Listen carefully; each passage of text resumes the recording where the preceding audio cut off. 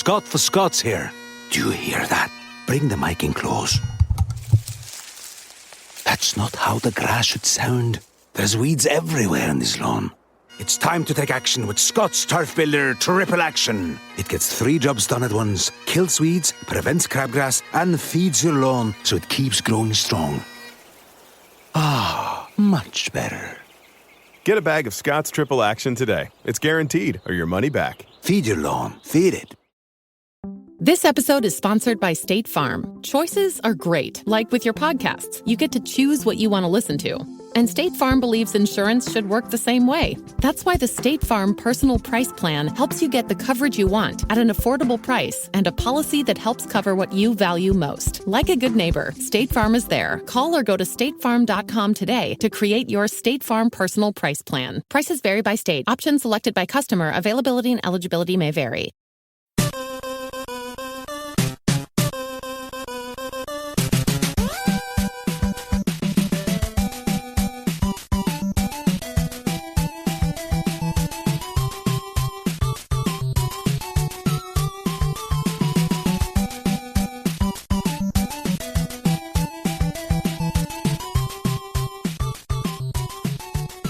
Welcome to the family here on Purple Mafia.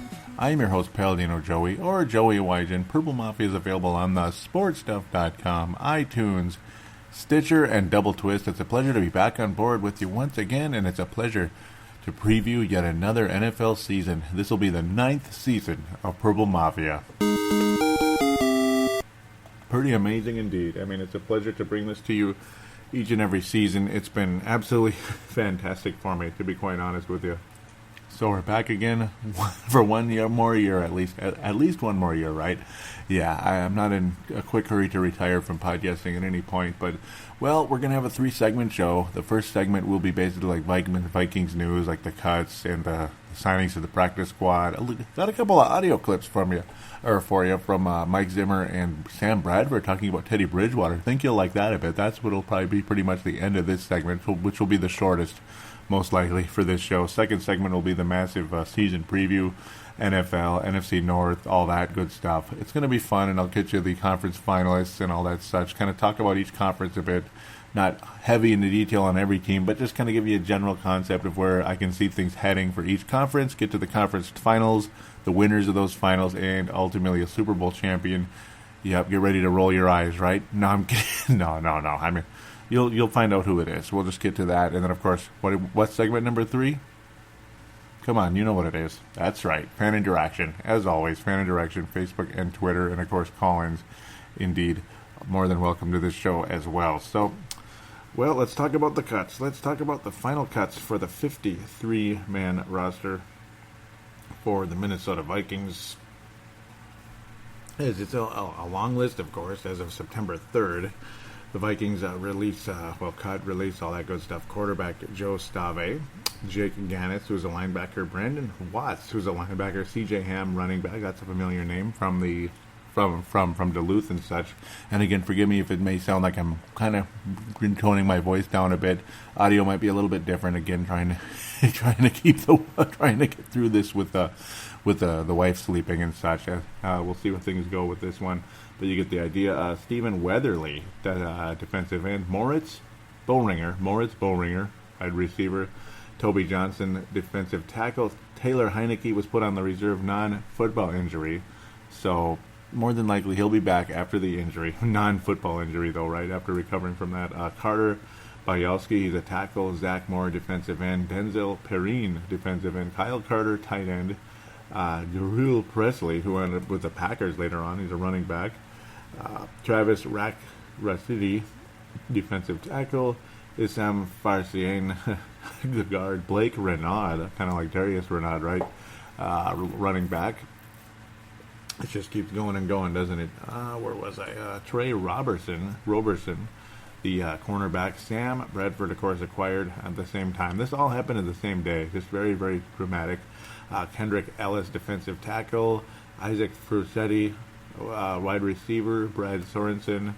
Willie Beavers, 4th-round pick. Willie Beavers. Wow, man.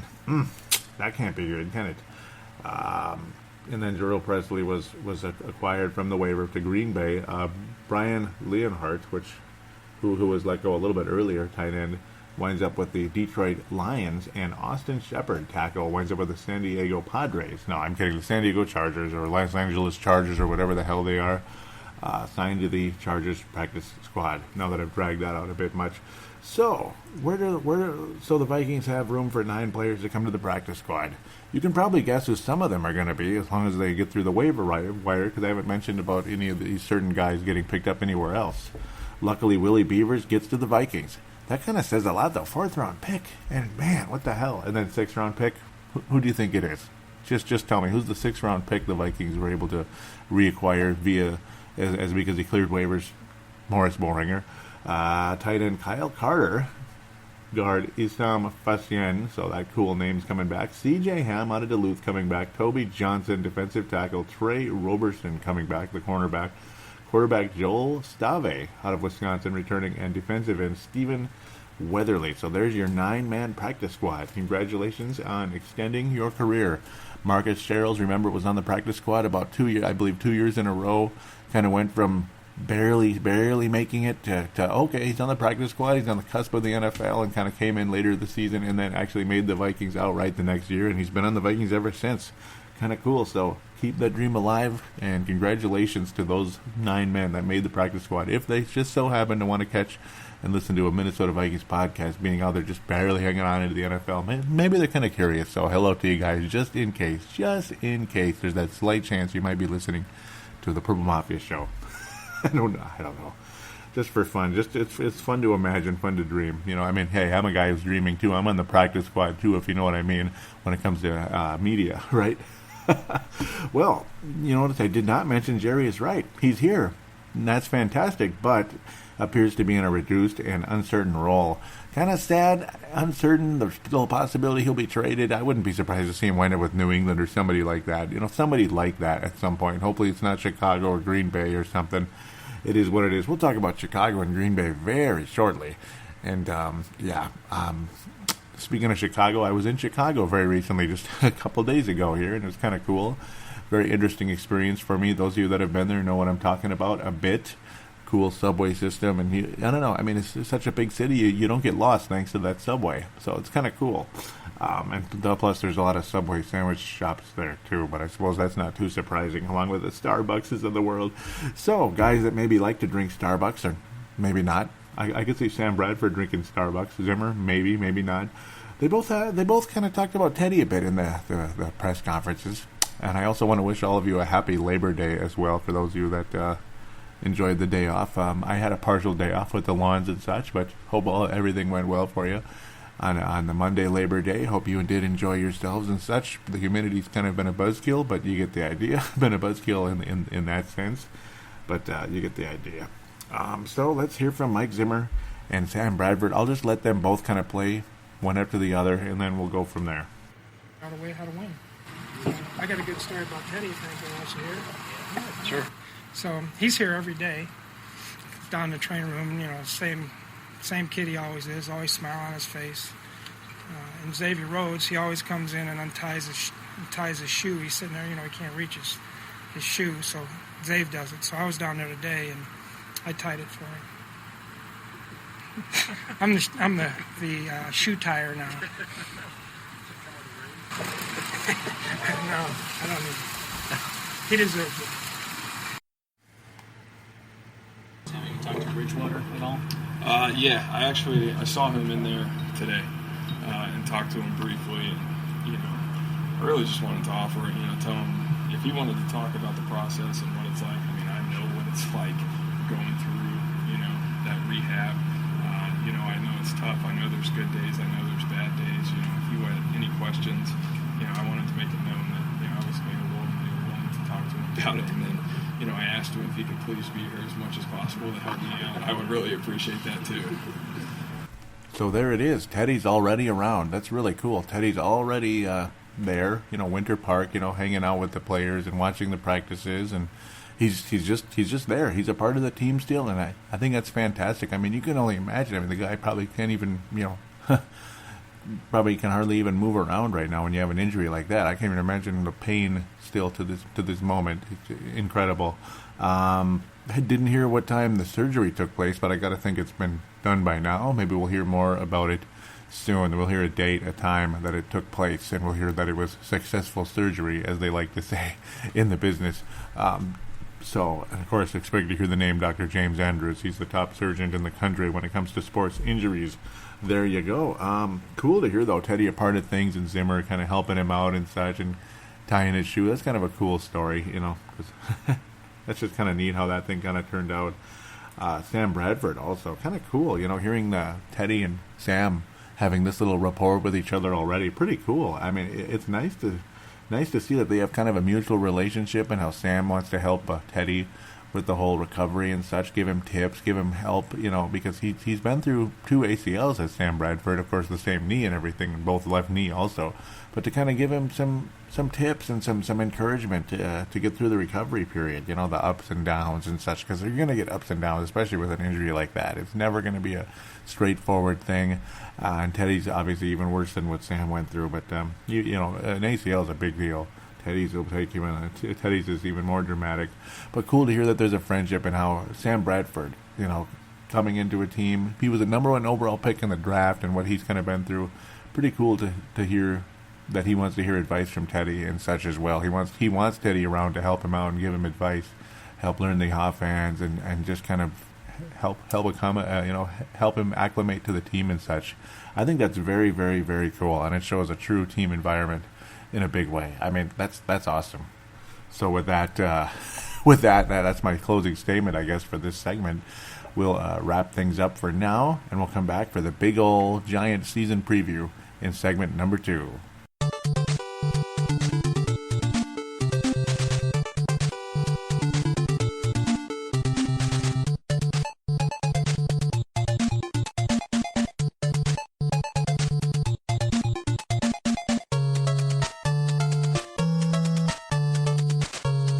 And we are back here on Purple Mafia. Time for the season preview here in segment number 2. But real quick, I have another update.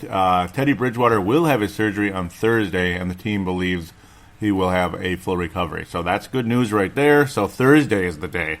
Still kind of been waiting on this surgery. I kind of had a feeling, because obviously you would have heard something before, and the whole deal where you need to wait for the swelling to go down to have the surgery. I can only imagine the amount of swelling and the insane pain to go along with the swelling. I mean, just breaking an arm and the swelling is just unbelievable. But something like that, I mean, obviously breaking an arm is pretty serious stuff. But, man, I mean, that's a lot of damage going on with that knee there. So there you go. Well, shall we jump into the season preview? We're going to kind of do the NFC North deal like we used to do with Dylan in the past. I want to get him on again, doggone it. I probably should have had him. I should have tried to get him on, but it seems like it's always difficult, and the timing is harder now, being married and all that. It's harder than it used to be, like doing a show with somebody else. Welcome to married life, you know, that type of thing. It's easier to be solo. It's just easier, and, you know, yeah, it is what it is. And I can definitely handle it. I've been doing solo for a long time. I actually like doing solo, so nothing against anybody, of course, and it's always nice to have someone on as well, like the Sebastians or the Dylans, and he who shall never be named again, that type of thing, the Kansas City guy. So let's keep moving. NFC North preview. We'll start in Detroit, and we'll end with the Vikings, that type of deal. The Detroit Lions, I predict them to go 6-10 on the season. They got a new wide receiver out of Cincinnati, the number 2 guy to Green over there in Cincinnati. Marvin Jones, he's a decent player, about 800 yards, 4 touchdowns last season. Nothing spectacular, though. Now, I know Stephon Diggs had similar numbers, but, of course, he was limited coming out of the season, so give him a little bit of a leeway with that. I do predict Stephon Diggs to get 1,000 yards and 8 touchdowns, something like that this year. That's kind of a little bit jumping ahead, but he's not going to be enough to replace Megatron. I'm sorry. It just is what it is when it comes to the Detroit Lions. I think the coach will be fired. I think that's the end of the line for the current for Caldwell. I just don't think I don't think he's going to get it done this year, honestly. Amir Abdullah's still the running back and all that. Just nothing spectacular. Of course, they got that great defensive line. They're fantastic. We know that. But they had a huge drop-off last year, and I don't really see them getting better this year. Matthew Stafford's a good quarterback, but very, inconsistent, kind of like Carson Palmer. in a sense. I've compared him to Carson Palmer in the past, where he'll get these. He'll 1 week have like 4 touchdowns, 1 interception, 400 yards. The next week he'll have 2 touchdowns, 2 interceptions, or 3 interceptions, and like 250 yards. And games like that, you're just not going to win because they're just kind of those messy games. Interesting, they got Jeff Schwartz, the former Viking there. He's the one of the backup guards there in Detroit. That's just kind of a little notable for myself anyway. Defensive line's still good. That's their strength, but the Vikings rolled through them last year, and I think they can take care of business with Detroit again this year. I'd be very disappointed if the Vikings lose to Detroit this season, to be quite honest. Winning in Detroit certainly harder than winning at home, though. Vikings' home record against Detroit is unbelievable, though. Of course, they did lose one in 2014. They got swept by Detroit that year. The Lions were very, very good, though, in 2014. Had a heartbreaking loss to Dallas in the playoffs. That team hasn't advanced in the second round of the playoffs since 1991 when they had their first round bye, but then got obliterated in the NFC title game against the Washington Redskins at that time. Chicago Bears, Chicago. Let's get on the subway. Let's have a hot dog. Let's have a Chicago-style pizza. Let's not make the playoffs, I don't think. The Bears are what we thought they were. Okay, you know what? I don't know what they are because they're kind of all over the place. They have their ups, they have their downs.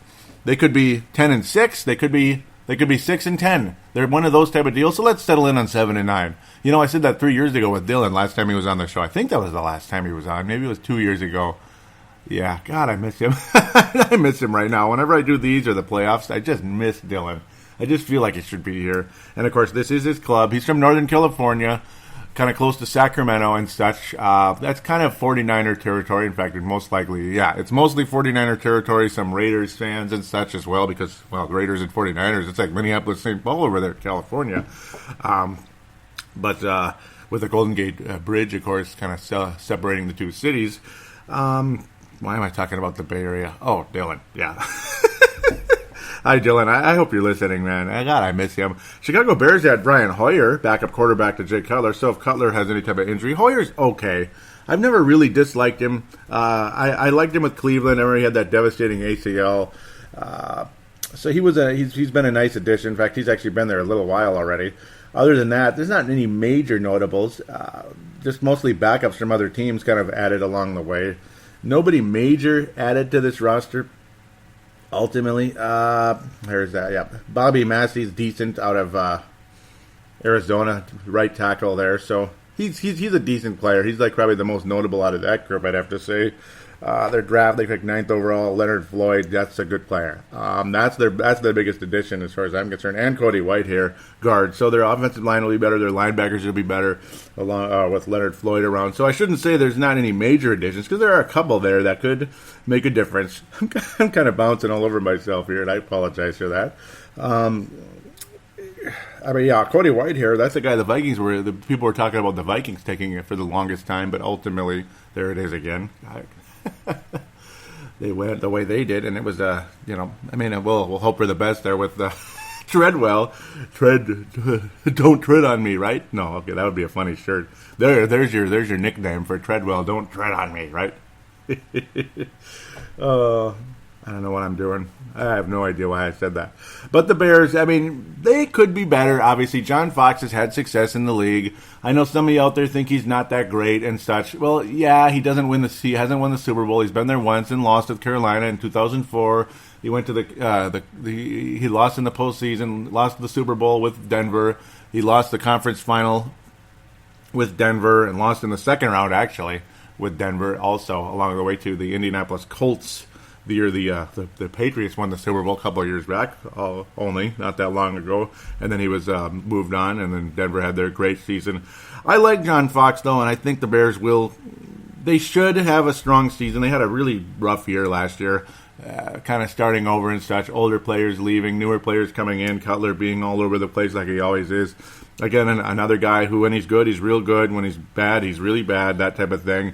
The kind of guy who's too good to get rid of, but too bad to get too inconsistent to consider him any type of a Super Bowl quarterback. And that's, of course, like I mentioned already, Jay Cutler.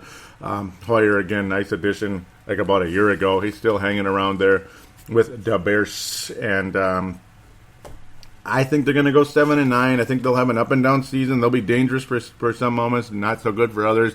They may go 8-8, maybe 9-7. I'll just sit on 7-9 just to be safe at this stage. Chicago Bears. Leonard Floyd is going to make a difference at some point. He may end up being just a huge addition to this team long term, and I think he will be. I'm not sure how much of an impact he'll make as a rookie. We'll just have to wait and see with that. That'll be exciting to see how things jump in that one.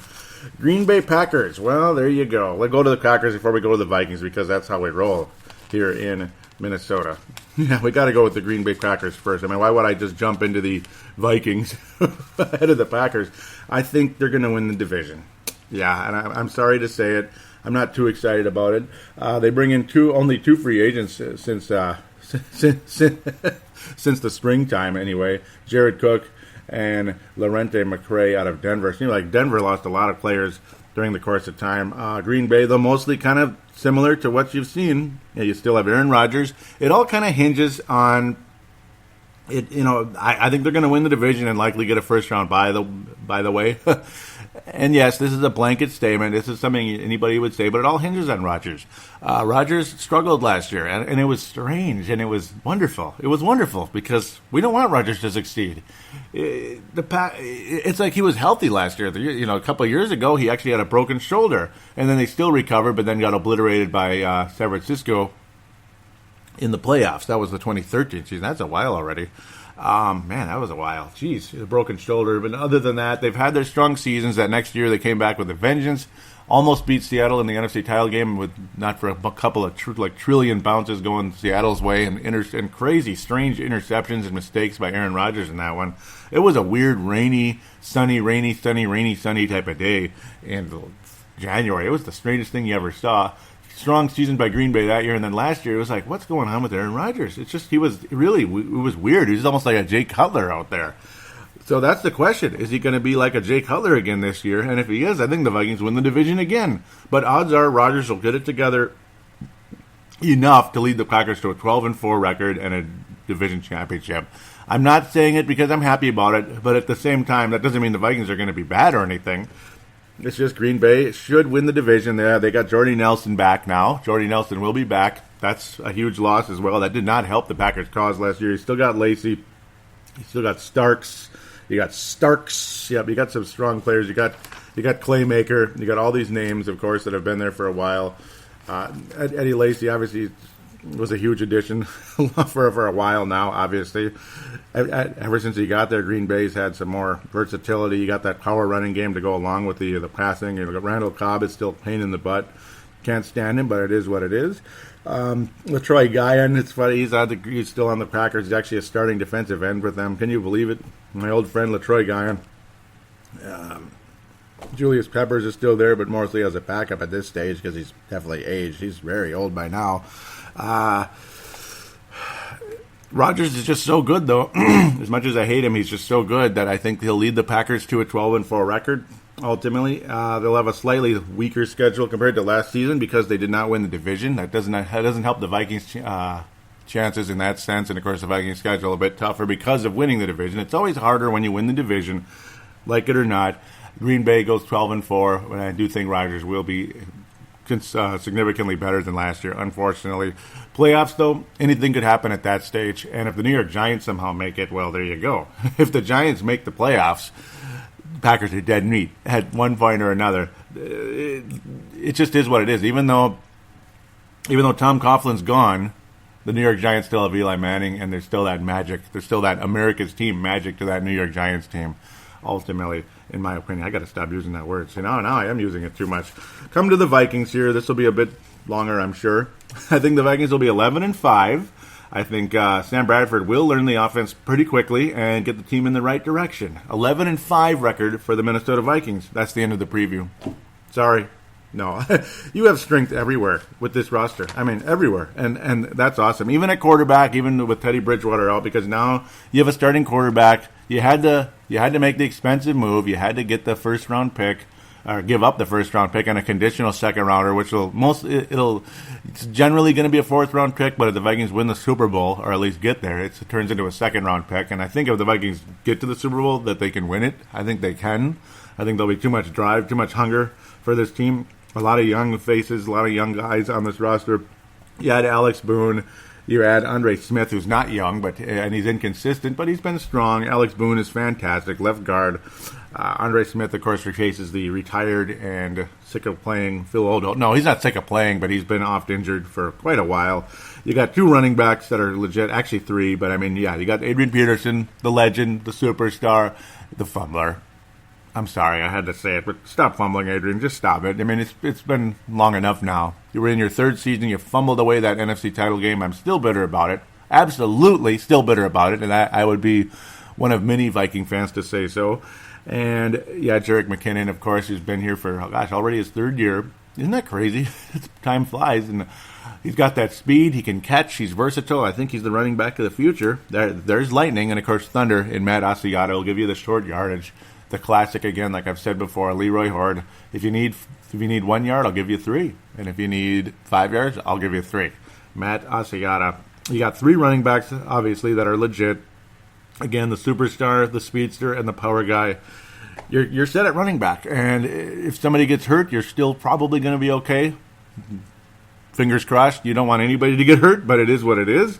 Quarterback, luckily, we were fortunate enough that the Eagles were willing to make a trade, even though it was quite expensive to get Sam Bradford on the roster. But there you go. Now you have Sam Bradford, Sean Hill, and most likely Taylor Heineke as the 3rd quarterback when he comes back from the ankle bone, whatever it is, injury, that type of thing. Because it's kind of like both there. That type of situation by kicking in the door. Fullback, Zach Lyon. Rhett Ellison is back and ready to go. Very valuable blocker. Of course, Zach Lyon, quirky here and there. He'll give you a touchdown once in a blue moon. And he'll also block well during the course of his whole season. Matt Khalil, TJ Clemmings, Alex Boone. Good, strong offensive line. John Sullivan's gone. Joe Berger's in. And he's been strong. Fusco's been good. Like I already mentioned, Andre Smith. Kyle Rudolph and Michael Pruitt. 2 fantastic tight ends. So you just continue with that. You add Morgan to the tight ends as well. Nice to have him on board. You got 3 tight ends there, so that's strong too. Kyle Rudolph, if he can stay healthy, that's great. But Michael Pruitt's a nice fill-in if you need him, and when he does get on the field, he's solid. Wide receivers, Stephon Diggs is going to have a 1,000-yard season. He's going to have a 1,000-yard season and 8 touchdowns this year. Fantasy footballers, Stephon Diggs is a guy to definitely go to, especially if you're in a group of players online, and none of them are from Minnesota, so they're probably not super keen on Stephon Diggs. Wait, sit on it, and grab him. That's the way I used to do things, and it helped me have some success in the past. So, but other than that, fantasy football can kiss my butt now. I'm done with it. Jarius Wright's on the roster, but how often is he going to even get on this field? How many snaps is he going to get week by week? Well, if anybody gets hurt or they're disappointing, Laquan Treadwell. Jarius Wright, obviously, we'll see some snaps. And, yes, I know he's a slot receiver. Treadwell's a wide receiver. That's the other thing. It's not just a receiver. You have to go with the slot deal. Adam Thielen, it's like his numbers are remarkably low because he didn't get a whole lot of snaps at slot receiver because Jarius Wright took most of them in the past. Is Adam Thielen going to be the main slot receiver? Most likely. You'll see his numbers go up. I mean, it's just remarkably low because every time Adam Thielen is in the game and he's thrown the ball, he makes things happen. He makes, excuse me, gosh, I got to clear this up. He makes a sudden, suddenly he'll be an athletic, fast guy out there. As I get the frog out of my throat, pardon me. Gosh, thank God for the dump button, right? The magical dump button. Charles Johnson's back, healthy, athletic. I'm not as big a fan as his as other people out there. I think he's an unproven player to this stage, but well, we'll see. I mean, if he's healthy and he's really into this thing and he can go deep, well, there you go. I've often called Diggs more of an in-between type of receiver. You can go deep to him and you can go inside. That obviously tells you, pardon me, I'm getting a little too excited. But Stephon Diggs will lead the team in receptions and yards during the season. Charles Johnson is probably the best deep threat on the current roster, I got to say, and he's extremely athletic. He's more of a full-on wide receiver. That's what's good about Charles Johnson, and again, if he can stay healthy, he will have a very strong season and be the number 2 wide receiver. So those of you getting pissed off at me about saying I like Jarius Wright more than Charles Johnson, well, Jarius Wright's work in the NFL so far his face of work in the NFL so far has been slightly better than Charles Johnson's. He's been around a bit longer and all that. But, yeah, I mean, I understand Charles Johnson has more blow-up ability than Jarius Wright. It's just, I mean, Wright catches the ball and he makes big plays. That's what I've always liked about him. So, yeah, okay. We'll let Charles Johnson go out there and prove himself and have a strong season. And you know what? I hope he does, because if he does, the Vikings are in very good hands, literally. Laquan Treadwell. Well, there you go. Yeah, he needs to get separation. We've already said it, and I know it's like he's a big guy, but he's not very tall. Yes, that's the funny part. It's like he looks like he's 6'4", but he's only about 6'2". Some people say 6'1". No, he's 6'2". It's like, I wish he was 6'4", because then you could get him more in the back corner of the end zone. You still can, but again, the separation's still a huge, massive handicap for our buddy Laquan Treadwell, number 11. I think he will continue to develop, though. I don't expect him to have a big breakout rookie season, but in the next 2 to 3 years, I think he'll literally come up to speed a bit more, improve, and you'll see more production out of Laquan Treadwell in the future seasons. This year, though, you're going to get those. He'll make those big third down plays, and he'll use his physical strength. We don't even have to say size, but his strength to his advantage. See, now I'm not saying size, so I don't have to get ripped for that by anybody out there. Wink, wink.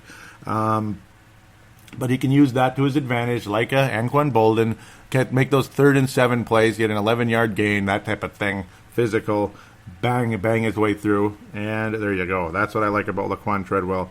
Again, the speed hopefully will continue to develop. Haven't even mentioned 1 ounce of the defense. Not even anything, because the defense doesn't count. Okay, I'm just kidding. The defense is the backbone of this team.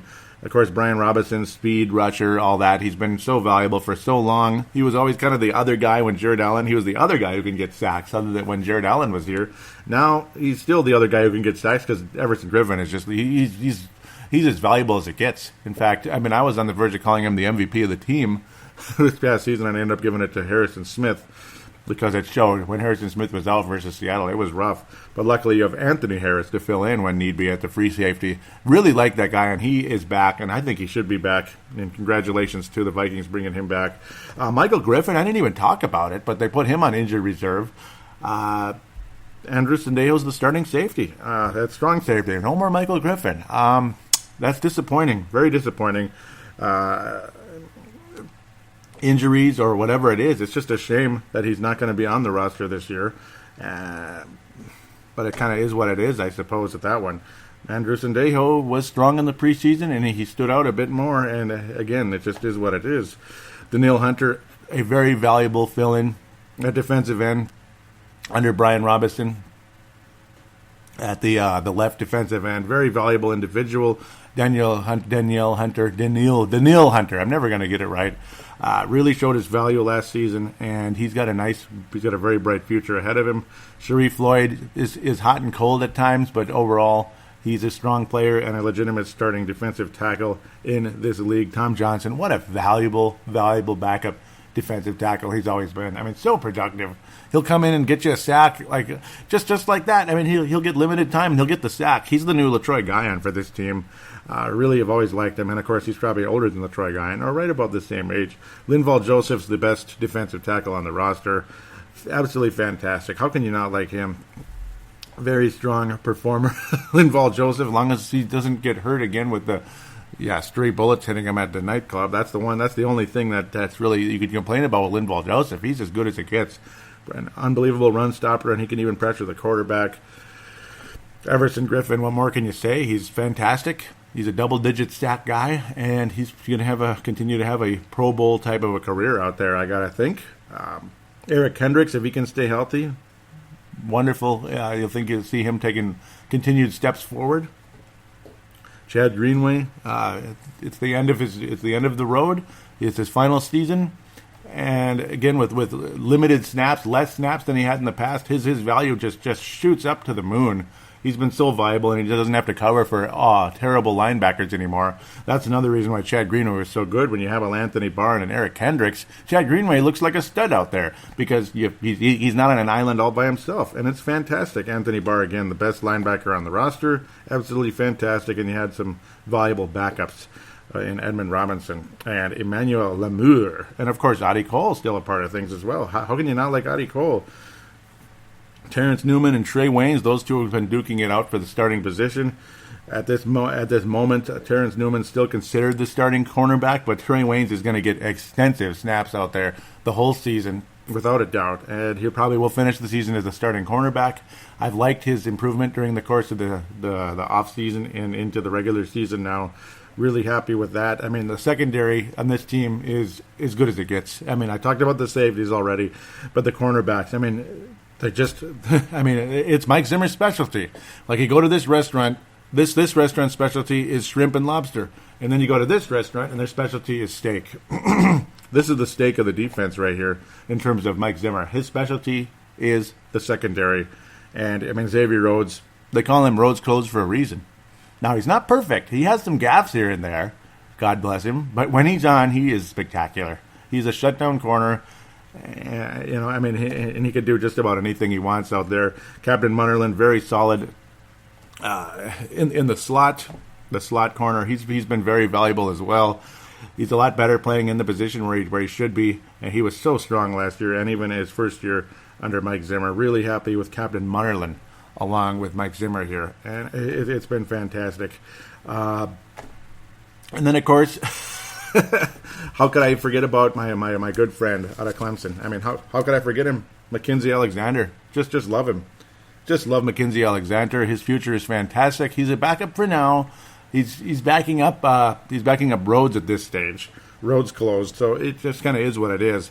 Ultimately, later on, he may end up duking it out with Trey Waynes, depending on how things go, or you put him maybe at the slot where Captain Munnerlyn is.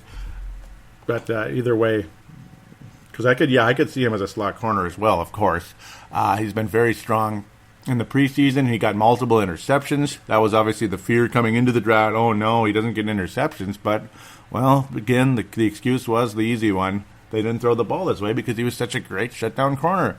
And they threw the ball his way in the preseason, testing him, and he got interceptions. And he dropped an easy one as well. He could have had 3 interceptions in the preseason, but hey, you know what? Still, multiple interceptions in only 4 games. We'll take it. Very strong performance out of Mackenzie Alexander, at least in the preseason, and it's very, very encouraging. Jaron Kearse also, at safety. Mr. Mankato. Mr. Mankato out there. He's made it. 7th-round pick. Looks like one of the great sleepers in Vikings draft history. One of them, potentially, hopefully. I'm trying to say that tongue-in-cheek here, but he's got a future in this league, I think. Very nice. Very cool. That's a nice find in the 7th round, and at a position that's just, it's paramount to your defense, and you have a safety out there that can get the job done. And he's also out of Clemson, like our good buddy Mackenzie Alexander.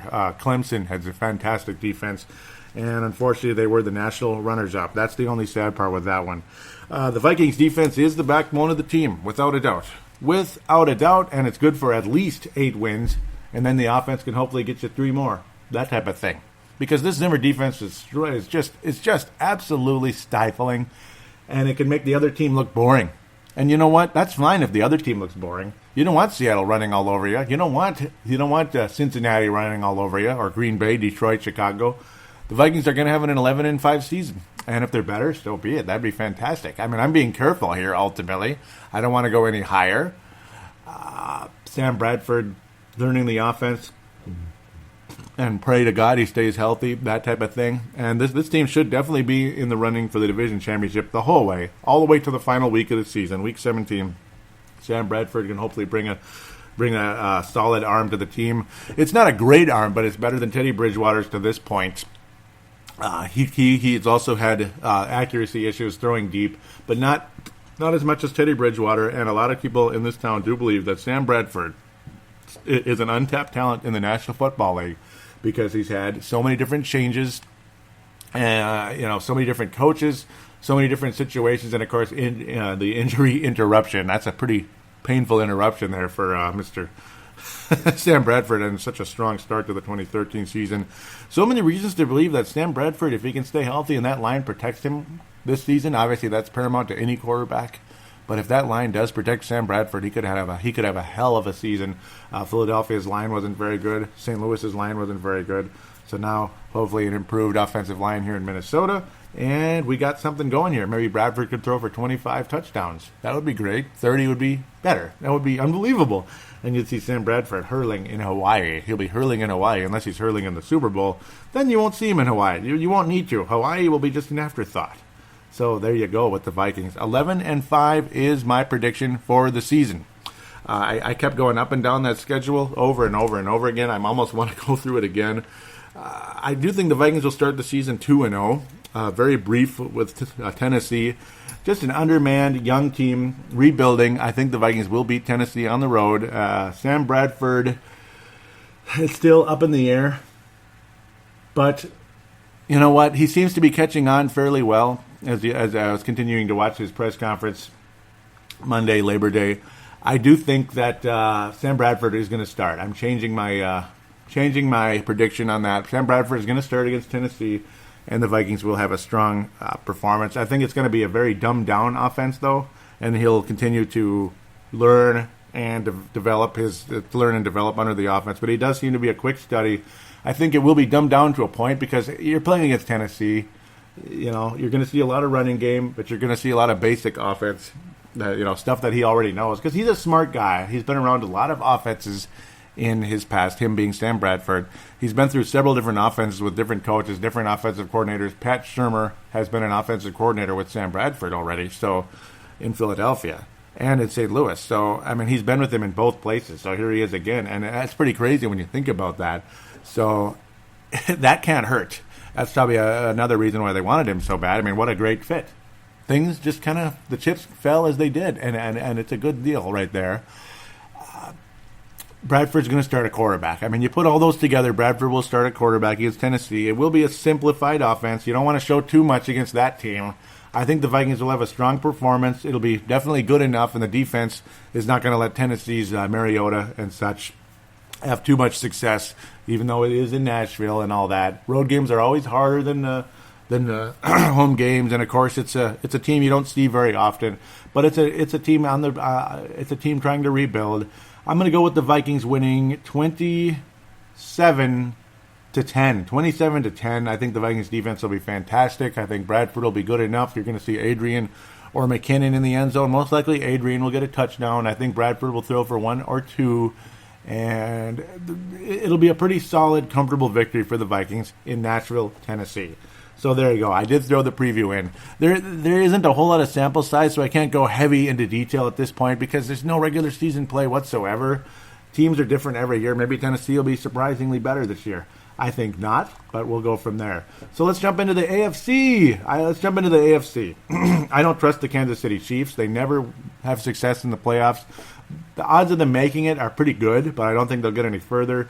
The Jets might be sneaky, but it looks like they kind of downgraded in the offseason. Really good coach, though, in Bowles, Todd Bowles. Really like him a lot and really liked what the Jets brought to the field last season. But unfortunately, it just seemed like they downgraded a bit. And it just kind of is what it is. I don't think they're going to make the playoffs. They should. They should have last year, but I don't think they're going to make it now. Will the Colts ever get to the Super Bowl with Andrew Luck? I don't know. Right now, I don't think they're going to get to the Super Bowl right away. I don't think this year they're going to make it. Will they even get to the playoffs this year? Well, they better at some point. Otherwise, you're going to have to make a change at coach at some point, even though they did re-sign him to a pretty good contract. I don't know. If I'm a Colts fan, I'm not happy at all. You have a franchise quarterback. You had all these players on offense, though, of course, you did have some changes. Players getting old, wide receivers aging and such. It's kind of a weird mess there in Indianapolis. I'll just leave that alone.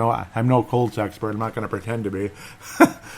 The Pittsburgh Steelers are extremely dangerous, and they are the darling pick to go to the Super Bowl this year. But the thing, a lot of people, I don't know if they're forgetting it or they're not thinking it's important, or they're not thinking that it's a huge issue. I think it is. Roethlisberger's shoulder. Ben Roethlisberger, Big Ben. Remember him? Well, remember his shoulder? And you know how you get ESPN updates and they give you updates all the time? How many times did you hear Roethlisberger? Roethlisberger to the sidelines with a shoulder issue last year.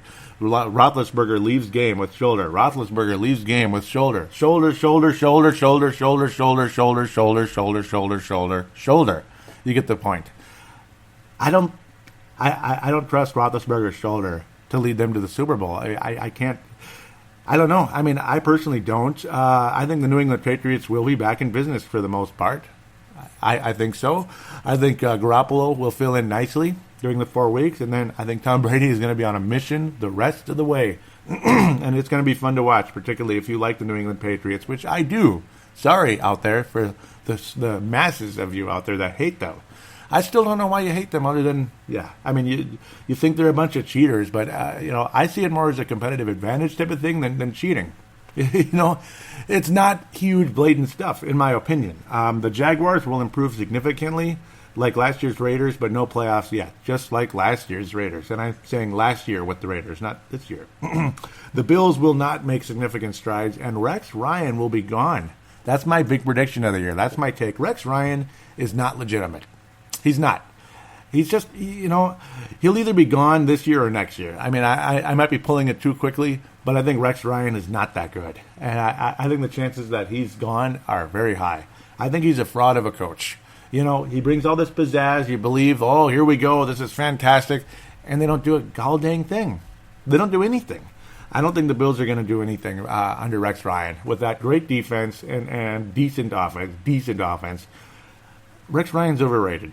And I think it's plain as day at this stage. Cincinnati, again, will never get anywhere with Lewis as coach. He's despite their immense talent, I think the firing of Lewis in Cincinnati is long overdue. I don't like him.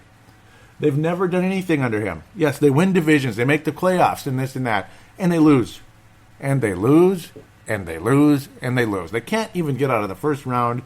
And I've said this a quadrillion times, but for those of you new listeners out there, Cincinnati has not advanced in the playoffs since 1988 when they went to the Super Bowl and lost to Joe Montana and the Drive. They've not even advanced past the first round since then. I don't like Lewis. I mean, I just don't like him. I don't hate him, but I certainly don't like him. He's brought some success to Cincinnati, some respectability, but they're never going to get anywhere. And they got all this talent, and they wasted Dalton's best season last year. What a waste. What a joke. And you know what? It's the lack of discipline of players continues to be a problem. And you know what? Some of that has to come on the coach. It has to. Cincinnati Bengals fans should be just screaming their heads off. Fire this damn guy. Come on, just enough. We're tired of it. Cincinnati had the opportunity to fire Lewis and promote Mike Zimmer, and they didn't do it. They just didn't do it. And I remember even saying that. I remember recommending that this year because I wanted Jay Gruden so badly coming to the Vikings.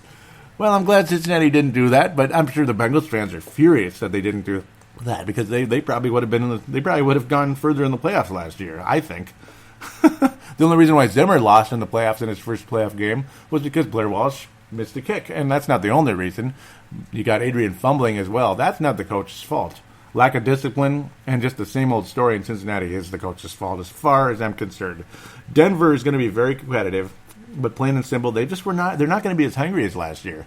They're going to be in the mix, 11-5, something like that, but so much uncertainty at quarterback. They didn't even keep Sanchez. You have Paxton, but how good is Paxton going to be as a rookie? I mean, I don't know. I mean, I really don't know. I barely even heard of the guy until the draft. So I don't think Denver's ready to go back to the Super Bowl. And, of course, last year you had Manning, who was totally burnt out already as a player. But still, the defense is fantastic. But again, no team right after winning the Super Bowl is exactly as hungry as they were the year before. The Raiders are the sneaky team in this conference, and with a good quarterback, emerging defense, and a good coach, it's going to be cool to see the Raiders. And I think they could be the sneaky team in that conference. They might make a playoff run, ultimately. The Browns will continue to flounder. They're the other team that just stinks. And, of course, the Tennessee Titans. The Browns and the Titans are manning the cellar in the AFC as far as I'm concerned. But the Raiders, the underdog playoff run possibility, that's in each conference, of course. It's the Raiders. They just might go somewhere. They might get to the second round, maybe even sneak into the AFC title game, because the AFC is always a crapshoot. The NFC is really tough, but then again, it's a crapshoot in that way because there's so many damn good teams. AFC Championship game, Pats. Yep, the Patriots are back. That's why I said get ready to roll your eyes, folks. The Patriots versus the Steelers. The Steelers will get to the conference finals, but the Patriots are going to win the conference again. They're going to their they're going to go to their 7th Super Bowl. Isn't that insane? Yeah, they're going to go to the 7th Super Bowl. I mean, Tom Brady is that good. Belichick is that good. They're going to figure out a way. They're going to put things together. I don't trust Roethlisberger's shoulder. They might not even make it to the AFC title game, but like if it's the Raiders or anybody less than the Steelers, Patriots are for sure going to the Super Bowl, barring some type of unseen crazy BS that screws the Patriots at some point. But before that, I think the Patriots are they're going to win the AFC again. Then that's crazy. On to the NFC, of course. Now I already previewed the NFC North because that's how I roll. There's so many strong teams and so many possibilities. I feel the Panthers will not repeat last season and will drop to 10-6-ish. 10-6-ish. Sorry, Holly, in case she's listening, but I doubt it. They will not return to the NFC title game, much less the Super Bowl. If the Seahawks regain their prowess and Rodgers' significant drop-off last season isn't a mirage, they should return to the conference final. They both should return to the conference final. What I meant to say is the significant drop-off is a mirage. I don't know what I'm saying here. Sorry about that. If Rodgers kind of gets things back and going again, I think the Seahawks and Packers should return to the NFC title game, ultimately. The Vikings have a great defense, and if Bradford regains that 2013 form pre-ACL, they could be in the NFC title game instead of one of the other two. As much as I like the Cardinals, I think they're going to drop off. They need a long-term quarterback. They need a long-term solution to quarterback. Really like Carson Palmer, but he's aging a lot, and he could get hurt at any moment. He's been hurt so many times. The Redskins or the Giants are going to win the East. The Falcons will never go back to the NFC title game with Matt Ryan. They're just not. Too much inconsistency. And he's not really a winner. He puts up big numbers and he makes big bucks, but he's just another Matthew Stafford as far as I'm concerned. Just a little bit prettier game than Matthew Stafford, a little bit better, but he's not. They're not going to win the NFC title. They're not going to get there. It's not going to happen. The Niners are the joke of the conference. I kind of like the Niners, but generally as a team, I like the franchise and all that, the history, but they're terrible now. And of course, you got you got the guy who's talking out of his colon right now. Okay, maybe I shouldn't say that, but not a big fan of him right now. Now I'm going a little bit too far. I apologize.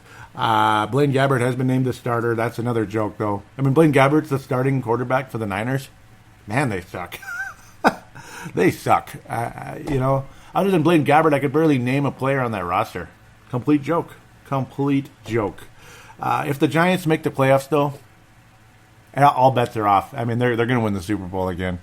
If the San Francisco baseball Giants or the New York football Giants make the playoffs, they're world champions. As far as I'm concerned, that's my prediction. San Francisco Giants make the playoffs this October, they're going to the World Series and they're going to win again. They're going to win their fourth.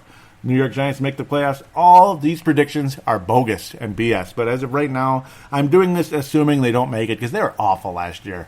But if the Giants are 8-8 and they make the playoffs, they're going to win the Super Bowl. That's who they are. The Giants will win the championship, as far as I'm concerned, if they make the playoffs. There's my bold prediction. And a lot of the magazines out there, the Sporting News and such, which I'm using reference to some of my information at this moment, not this second, but earlier, they have the Giants winning the NFC East. And if they do, they're winning the Super Bowl. I don't know why they have the Giants losing in the playoffs. They're not going to lose in the playoffs. New York Giants going to Green Bay. Who do you think is going to win the game? Please tell me who's going to win that game. Don't you dare say the Green Bay Packers. And, of course, it would be Patriots and Giants. And, yeah, Patriots better make a third time a charm. But odds are they won't because the Giants they make the playoffs, they win the Super Bowl. That's just it is what it is. The underdog playoff run possibility. Out of all the teams in the playoff in the NFC, who's the most likely team to make an underdog playoff run?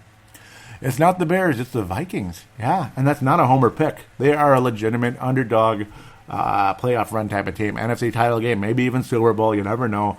I'm not predicting it to happen, but they're the most likely team to emerge other than Seattle and Green Bay, as far as I'm concerned.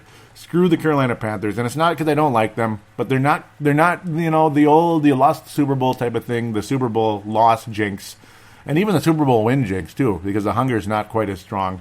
Panthers are not going to go back to the NFC title game this year. The Seahawks didn't go back to the NFC title game after they lost the Super Bowl, did they? They didn't go back. They lost. Panthers are going to lose in the first or second round. They will be back in the playoffs. They'll compete to a point, but they're going to lose to Seattle, Green Bay, or Minnesota, as far as I'm concerned. with the way things go here. Or the New York Giants. Yeah, New York Giants. Watching the Redskins, if they make it, they'll lose in the first round. As far as I'm concerned. NFC South, it's the Arizona Cardinals, but they're not going to do anything. They're going to lose in the first or second round. So there you go. There you go. Underdog playoff run possibility, Minnesota. I mean, they're the most likely team to make a run on the road and such. You know, you have a home game in the first round and you go on the road, that type of thing. They're the most likely team to make a miracle run to the Super Bowl. So officially, my pick for the NFC title game is Green Bay versus Seattle. Yeah, I know, and I know I hate both of them. You know, I hate them both with a passion. They're my two least favorite teams in all of football. I hate the Seahawks. I hate the Packers.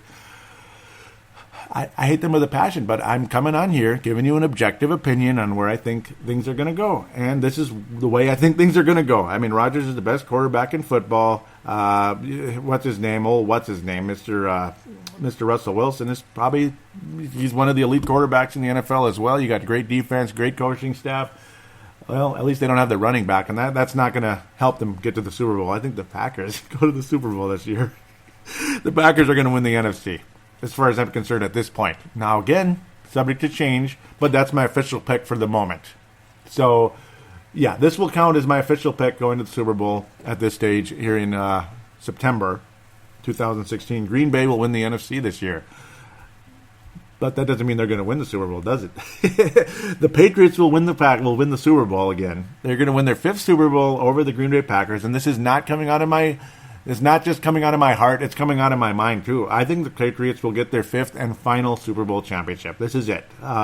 It'll be a very high-scoring, dramatic Super Bowl. It'll be similar to the Seattle one, but not as much of stifling defense. It'll be much more high-flying. It'll be the most entertaining Super Bowl in many years. The Seattle and New England Super Bowl was unbelievable. But this one is going to top it. It is going to be epic. It is going to be beautiful. It's going to be a spectacle. It's going to be the most highly rated Super Bowl game of all time. Aaron Rodgers versus Tom Brady. It doesn't get better than this. It is going to be a 41-38 final over the New England Patriots defeat the Packers in one of the greatest Super Bowls of all time. And Tom Brady will consider retirement, but it's not set in stone. Same with Bill Belichick.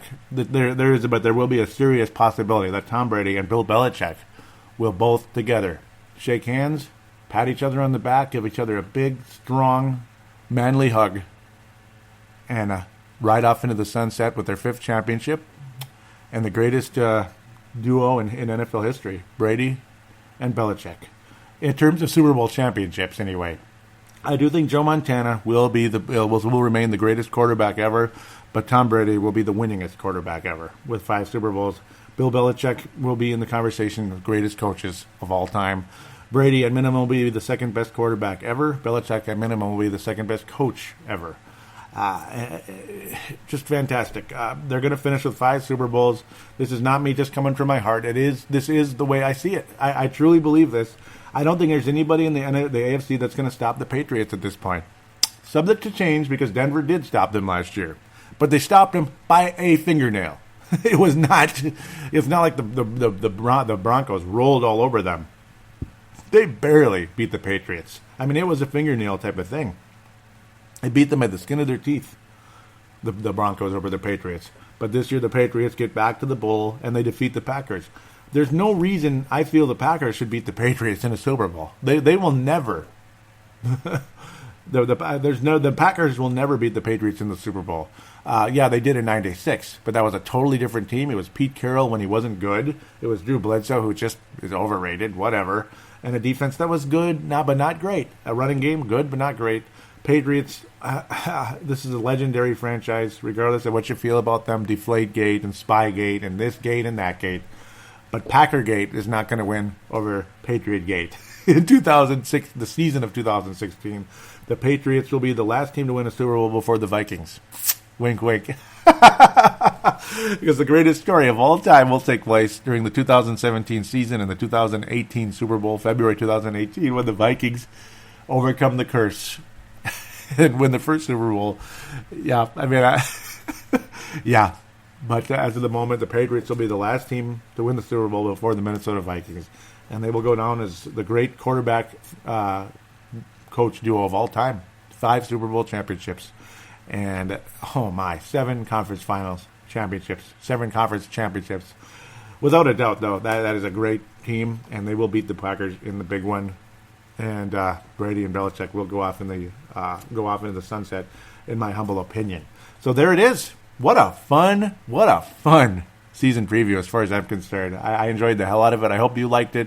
I didn't go heavy into detail on everything because there's only so much time right now. I only have so much time. You only have so much time to listen. I can't do a 3-hour show for multiple reasons. So it is what it is. If I just go on and on and on and on for 3 hours, you're going to feign interest. Trust me, you will. No matter how good you think this show is, or how much you think it sucks, and I'm some kind of a whiny tool. The person who came up with that is an old SOB who trolled this show since 2008 when I started on the sportstuff.com. I'm not going to mention his name. But he's from Minnesota, and he's always had something against this show. And you know what? The hell with him. He doesn't know what he's talking about. Nobody knows what he's looking for other than he didn't do the show, so it sucks. If he didn't do it, it sucks. So there you go. So screw him and screw anybody else that might be tempted to actually put a 1-star rating on this show. You're out of your mind. You are out of your mind if you think this show is a 1-star rating. It is sabotage, it's bullcrap, and you can go to hell. We'll be back for fan interaction right after this.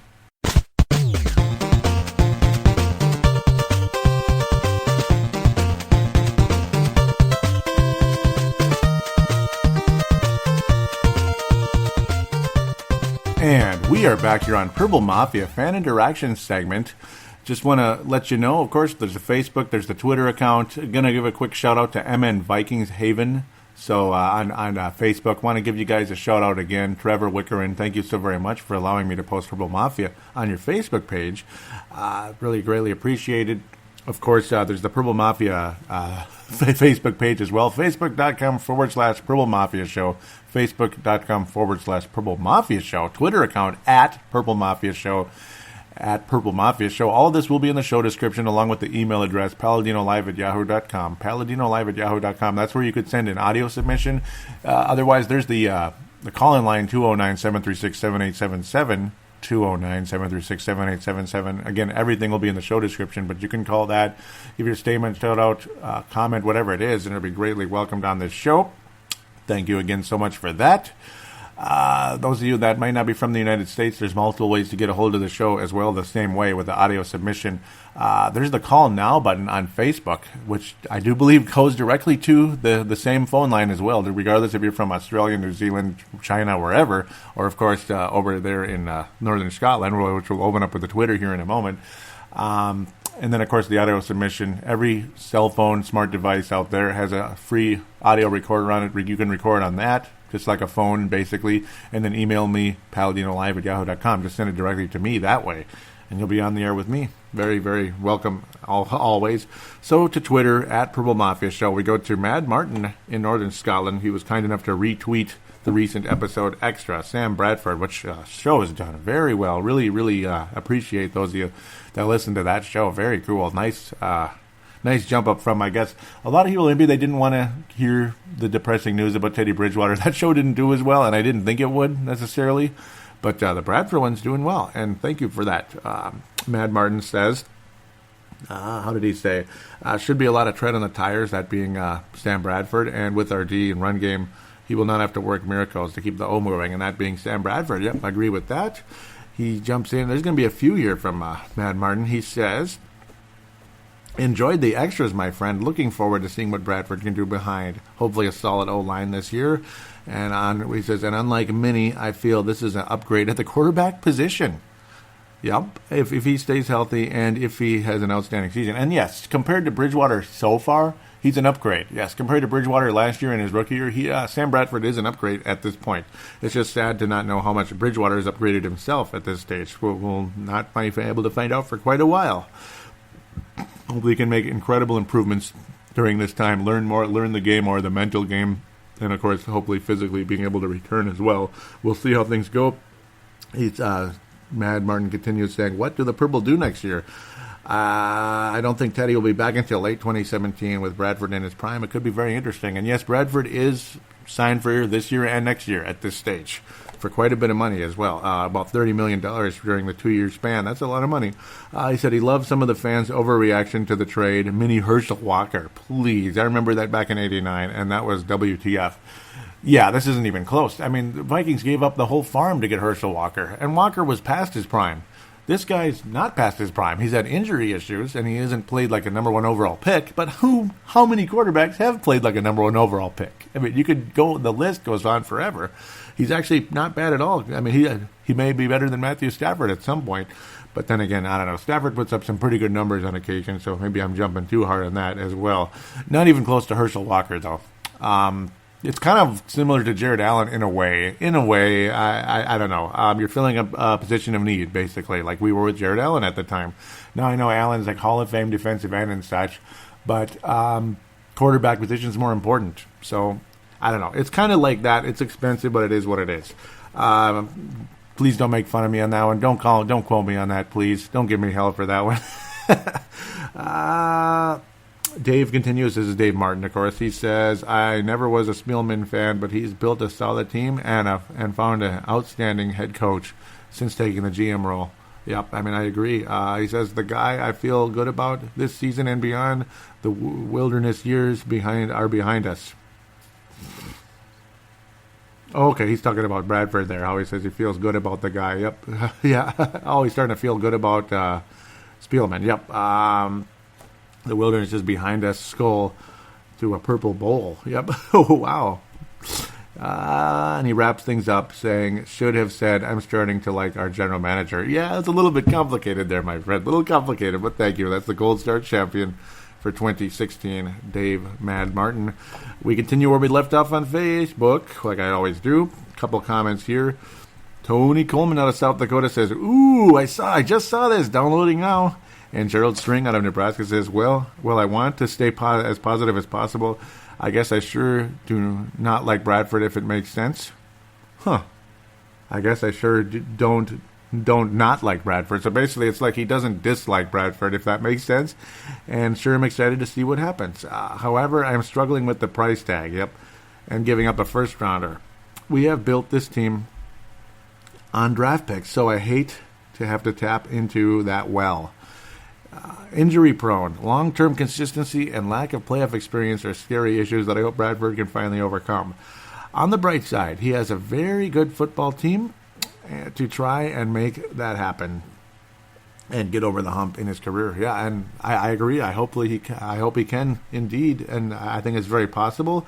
I was saying, looks like Wright made the team after all, and Tony says, I'm good with that. I like Jarius, and I do too.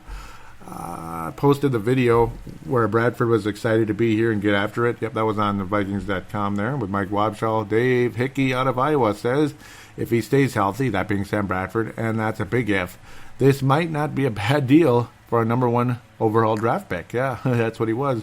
After I thought about it, he has had a different system, and because of coaching changes every year, he's been a pro, a shitty O-line basically every year, or an ACL injury. How could anybody win against those odds? He might be even more brittle than Romo, and that's saying something. He's way better than Sanchez or Kaepernick. That's funny. I'm sorry for saying that, but I guess I read it. I think we did okay. Who knows when or if Teddy will be back, and that's the fear. Who knows when or if Teddy will be back. I hope and pray that he makes it back. Skol! Thank you for that, Dave Hickey. Now to visitor posts. There's a few, not a ton. Ali of Pro Football Spot, the post about the whole article about the Vikings' first and fourth round pick for Bradford. Do check that out. Pro Football Spot's fantastic, and thank you, Ali, always. Tony Coleman was talking about the good article. Posted a good article on Care11.com why the Minnesota Vikings gave up a first round pick for Sam Bradford, and yep, very cool indeed. It was because this team wants to win, and yeah, do check that article out. And Tony again also posts the final post here for fan interaction, saying how Sam Bradford will wear the number 8 jersey, and it looks good. Looks good. I'm glad he'll wear number 8 instead of number 7. I don't know. I mean, number 7's exclusive for like the Randall Cunninghams of the world. I mean, I don't like to remember about Christian Ponder or others and such. Bradford wearing number 8. That's what he wore in St. Louis. That's when he was the franchise quarterback for St. Louis. So good to see number 8 back on Mr. And I don't want to think about Michael Vick either with the Eagles or anywhere else. So nice to see him, Bradford, wearing number 8. Very cool. So thank you guys very much. I apologize maybe if I didn't let the fan interaction bleed as much, but I'm waiting to put this up until Wednesday night. So those of you that were wondering why it took a couple days, but then again, at the same time, it's all a matter of schedule and such. But also want to let the Bradford show sink in for a little while first. So it is what it is. Apologize if the fan interaction didn't bleed as much as some of you may have liked. But hey, a lot of you got in what you wanted to talk about Bradford and such on last show and this show and on the upcoming season. Want to thank you all very much for your loyalty and your kindness to the show. Thank you. Please tell a friend, and for those of you that have, thank you so very much. It means a lot. Please do give Purple Mafia a positive rating on iTunes. It'll be greatly appreciated, or Stitcher.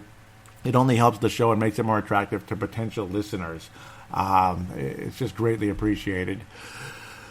So the humidity finally rolling out here, rolling away, rolling in early in the week and then going away. It's going to be nice on the weekend. Just beautiful, breezy and cooler, and ready for some football. Isn't that fantastic?